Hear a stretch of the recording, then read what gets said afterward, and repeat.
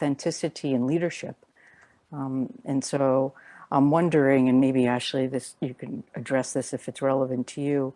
Has it prevented you, has the ability to not be your true self prevented you in any way from not being able to step into leadership? Yeah, that's a great, I'll address that. Okay. I have to echo my panelist comments. Authenticity is such a huge piece to this.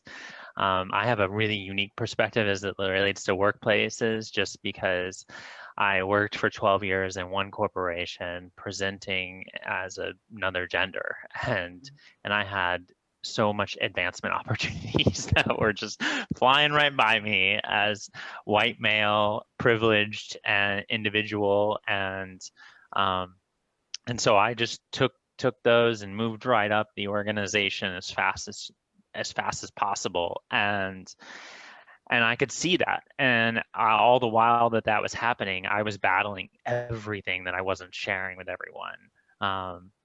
And it was eating at me. It was causing so much stress. It was causing my ability to have relationships with other people was affected greatly, into everything that I was hiding about my gender identity. And I certainly didn't ever want anyone to know about anything that I was going through mentally. And then on the flip side, so I transitioned my gender, and then I started looking for employment. And I was like, let me just do a quick social experiment to see which employers I'm going to weed out of the selected options. And I must have interviewed at least 40 companies and got told everything from "we would never hire anyone like you" to "you have the wrong address" to having a door slammed in my face. Um, and I was still the same person, and I was still seeing the world the same way, but the world was seeing me a whole lot differently. And then that experience that I had finding an employer that was willing to take an opportunity and give me a chance.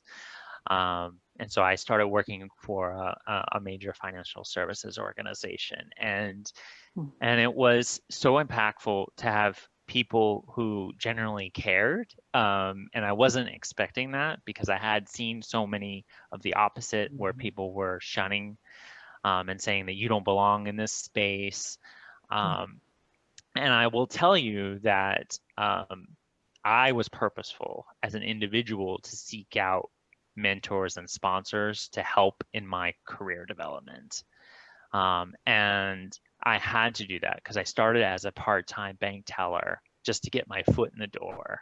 And I'll tell you that kind of throughout that journey, from moving from a part-time bank employee to being a national vice president of diversity and inclusion, like there's a lot that has to happen, and you don't necessarily get there just because of a talent development program. It's equal parts. You have to do your work, you have to get to know the people, you have to invest the time, the energy, the resources, the education, all of those things that you have to do as an individual. And you also have to have the right time. You have to have that door open up for you. You Mm-hmm. have to kind of do all of those things. Access is incredibly important in your mission.